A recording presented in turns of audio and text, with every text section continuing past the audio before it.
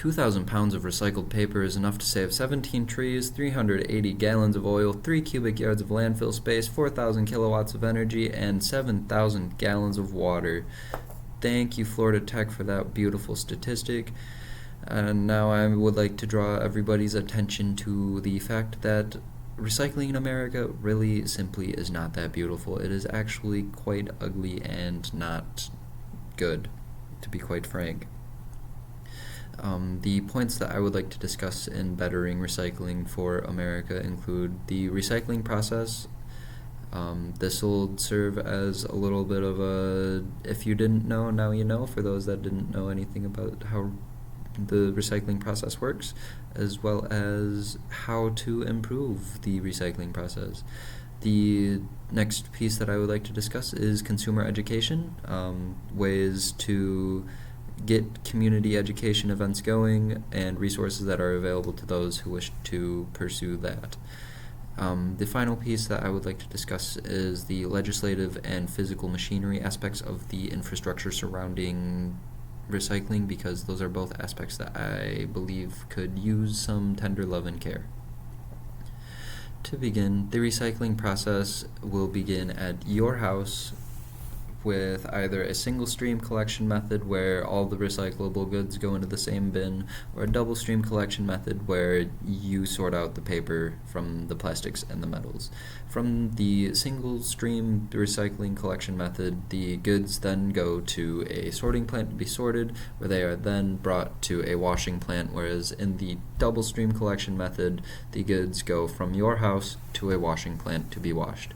After the goods are washed, they are then brought to a resizing facility or machine, where they are chopped, torn, shredded to smaller, more workable pieces. And then comes the step where plastic is sorted and identified. Plastic makes the recycling process much more complicated because it is not inert, according to Judith Dell and Jan Enck. It has many additives which could make it even less inert than it already is, which means it would be more likely, it's more volatile. It is more likely to have a random spontaneous chemical reaction and potentially catch fire. So that causes issues when it comes to recycling plastics. After the plastics have been sorted and identified, they are then shredded, and the final step in the recycling process is compounding, where all of the small bits of material are mashed, melted, molded together with other pieces of like material to form small pellets, which are then boxed up and shipped away to manufacturers for them to use in their recycled goods. I found all of that information from Tracy Farnsworth at Recycle Nation. Thank you, Tracy. Consumer education could and would go a long way in helping the U.S. achieve its recycling goals.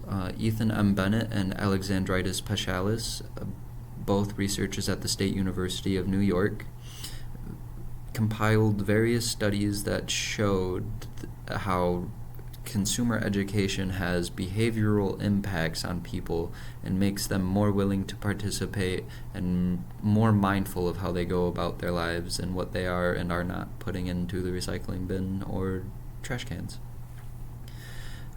There are many resources available to the public. In Michigan in particular has a cool website known as recyclingraccoons.com, where individuals seeking more information regarding local recycling efforts in Michigan are able to go and find resources available to them. They have a toolkit that is available to be signed up for that has many infographics as well as other informative pieces.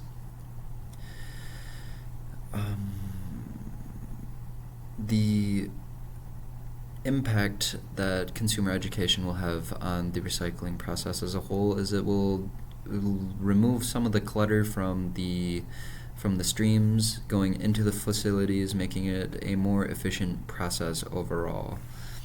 And finally, the legislative and physical infrastructure need to be improved upon if the U.S. is to ever hope to achieve its recycling objectives.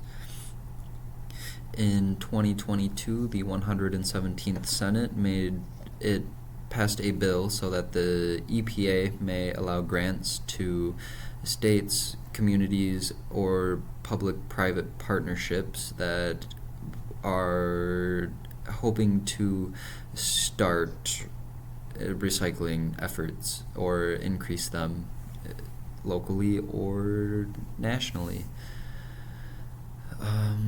The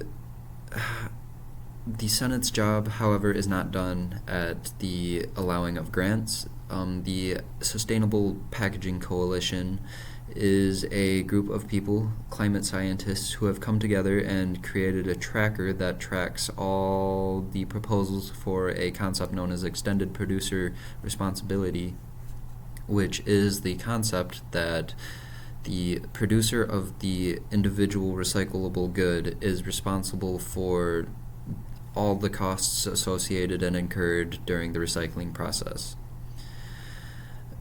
In conclusion, recycling in America needs improvement. These improvements can come from many aspects, including the community, education, legislation, as well as the just improvement in the process.